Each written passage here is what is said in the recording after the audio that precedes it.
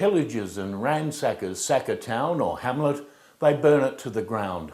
When governments are faced with pending election defeat, they load up the public service with their sympathisers and sign contracts that will inhibit the new incoming government.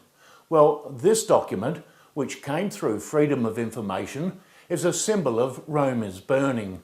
It is a contract authorised by Leon Bignell and signed by his delegate, the head of Pirsa Fisheries, Sean Sloan, with RecfishSA on the 15th of September last year for a 2-year funding agreement to keep it in power. That's just months out from an election which Labor knew it was going to lose. This contract gives funding to RecfishSA until the end of June next year. This is the organisation which faced the axe by the incoming Liberal government. The Liberal government promised during its election campaign to remove the peak status from RecfishSA and to stop its funding. Well, up until this time, neither of those two promises have been kept. It would be easy to cancel the contract, but then that would set a dangerous precedent for the government. So basically, it has to abide by that contract. Remember, this is a contract between a government department and an NGO, which is supposed to represent the interests of all recreational fishers in this state. However, by signing this contract, RecfishSA has become a contractor to Pirsa, an employee if you like. It is not free to advocate on behalf of recreational fishers. It is tied to the requirements of the contract, and if breached, its funding can be withdrawn immediately. It says so in the contract, which they signed.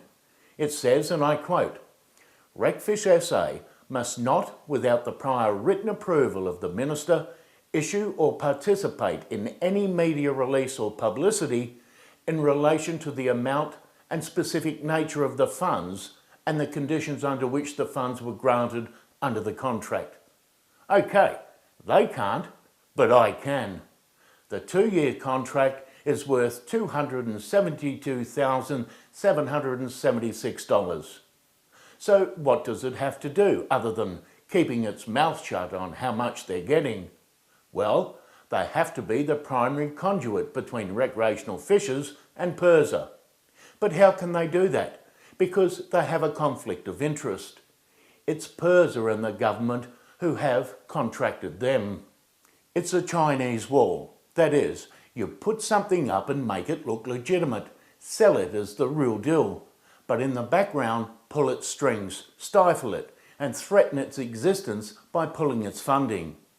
So how can they represent equally and fairly the interests of recreational fishers? Simply, they can't. They're hogtied. They have cash in their back pocket that can be lifted by Pirsa at any moment. One of the most intriguing parts of this contract is an appendix under notices which states the Minister's representative, that is Bignell's man, as John Presser, the General Manager, Fisheries Policy and Management Unit with Pirsa. Now, isn't he the same man who addressed that very small crowd at RecfishSA's Hindmarsh meeting last month to discuss the future of recreational fishing representation? I think he was introduced as Pirsa's manager for reform. Talk about foxes in the henhouse.